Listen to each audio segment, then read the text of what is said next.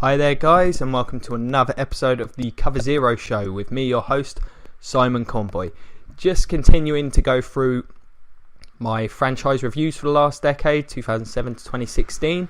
This series is focusing on a team's overall record and any coaching changes that have taken place, and then the drafts that have taken place in that time frame, just to try and see through this exercise whether there's any kind of correlation between that. So I'll explain how the draft grading works once I get to that section. This episode will be focusing on the NFC North Minnessota Vikings. So let's get to the record analysis and coaching. So from 2007 to 2009, they had Brad Childress as coach. Then after that, Leslie Frazier up until 2013. And from 2014 to now, Mike Zimmer is the head coach. In that time frame, their record is 80 wins, 79 losses and 1 draw, or tie to Americans out there. 3 division titles, 4 playoff appearances. Pretty middling. It's been very up and down decade for them. I think things are reasonably positive at the moment.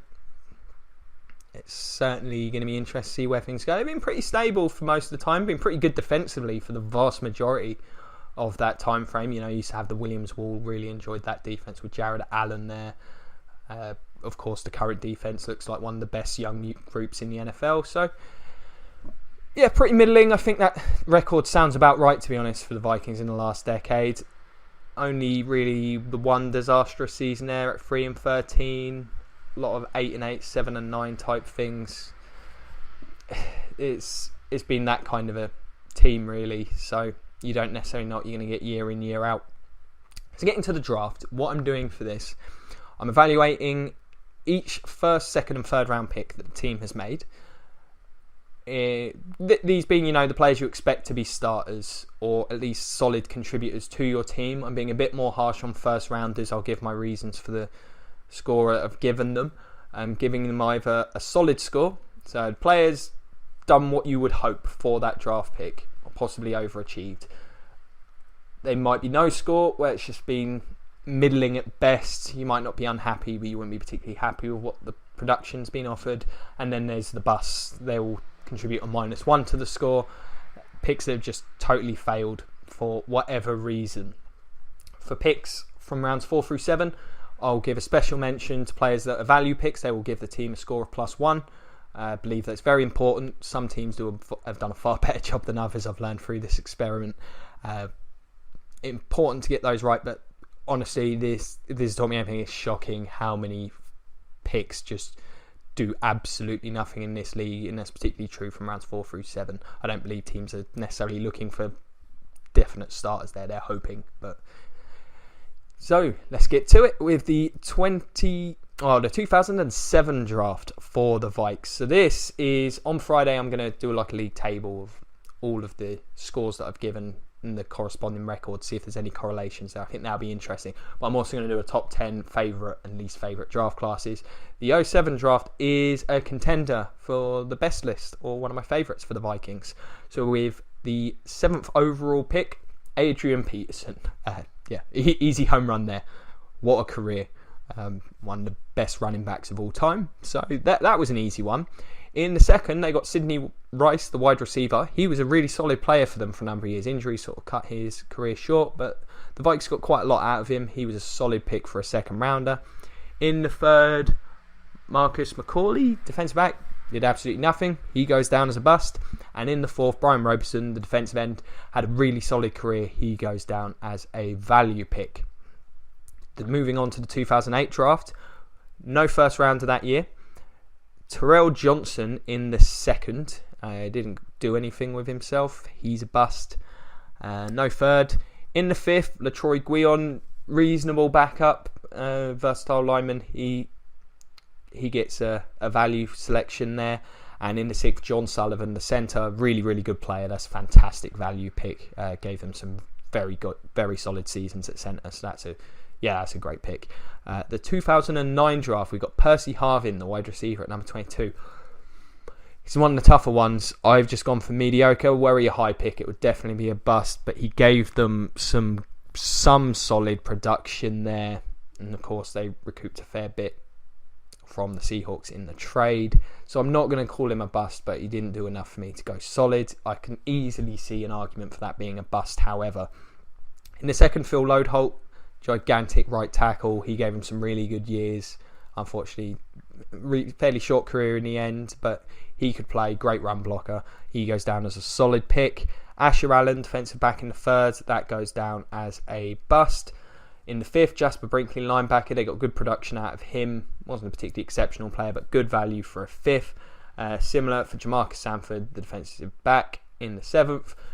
It's only a seventh. Right? To get anything from him is pretty good, so that also goes down as a value pick. The 2010 draft, we've got Chris Cook, the defensive back. That goes down as a bust. Toby Gerhart, the running back, in the second, also a bust. Did absolutely nothing. In the fourth, Everson Griffin's been a really good defensive end for them. That's a great value pickup there. The 2011 draft, I remember this draft. I'm sure Vikings fans probably don't want to. So the 12th overall pick in the first round, Christian Ponder, easy bust. No questions asked there. In the second, Kyle Rudolph, the tight end, he's been a solid player for them. That's a good pick. That's all we've got from them there. The 2012 draft, Matt Khalil. I've spoke far too much about him. I'm frankly sick of it at this point. Fourth overall pick, tackle, bust. Second first rounder though. At least they nailed this one. Harrison Smith at 29. One of the best safeties in the league. That's an absolute home run. That's a great pick. And in the third, Josh Robinson, defensive back. He's contributed a little. Not going to go either way on that one. Don't feel strongly enough. The 2013 draft, we've got 3 first rounders in this one. Sharif Floyd, defensive tackle. He's been okay. Not willing to say he's a bust. Not willing to say it was a solid pick at this stage. It's been solid at times, but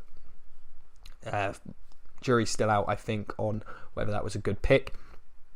Xavier Rhodes really developed last year. Was one of the top corners in the league at 25. Got to give that solid. It took him a while to sort of develop, but looks like one of the better young DBs in the league, so that's a definite solid. And Cordarrelle Patterson at 28.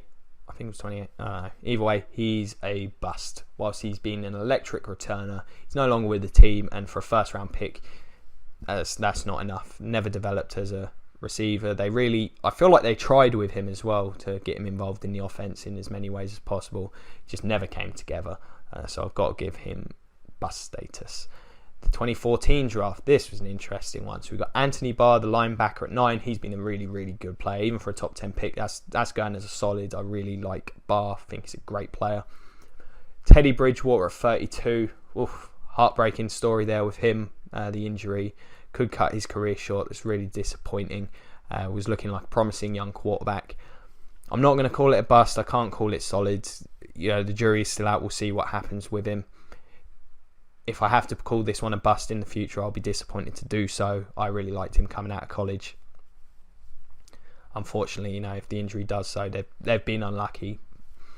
That's a real shame, though. Scott Crichton, defensive end, he's done nothing. He's been a bust. Jarrett McKinnon, the running back, I don't think he's good enough. Bust. Third round, you can get good running backs. He's not been one. Might be harsh there, but my list, my rules. 2015 draft, now, as I say, in my previous videos, I've been a bit more generous with the last 2 or 3 drafts generally.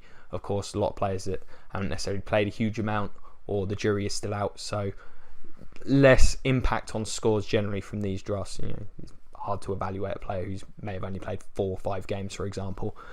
So we have Trey Waynes, the cornerback. I'm willing to give this another year. We saw what happened with Xavier Rhodes. It may just take a while to develop him, get Zimmer's trust there. Looking like a bust at this point, but I'm just going to hedge with, no grade there. He has to turn out well. He was a high pick, number 11. In the second, Michael Kendricks? Or was it Lance Kendricks? No, it's not Lance Kendricks. That's the tight end. Eric Kendricks, that's the one. He's been really good. Great pick. Him and Barr look like a really good young linebacker tandem. That's a solid pick. The third, Donnell Hunter, the defensive end. Not a lot of people know who he is. Really good player. Great value in the third. Definitely a solid pick. And in the fifth, Stephon Diggs. He's been productive, good possession receiver, great pick in the 5th round. They're number 1 at the minute. Not sure that's a role that he's suited to, but he's definitely, I think a solid number 2 at worst. So good pick. I really like this draft class. If Trey Waynes comes through, man, it's already in contention for the best. They've got 3 good starters out of that. If Waynes develops, wow, one of the best of the decade.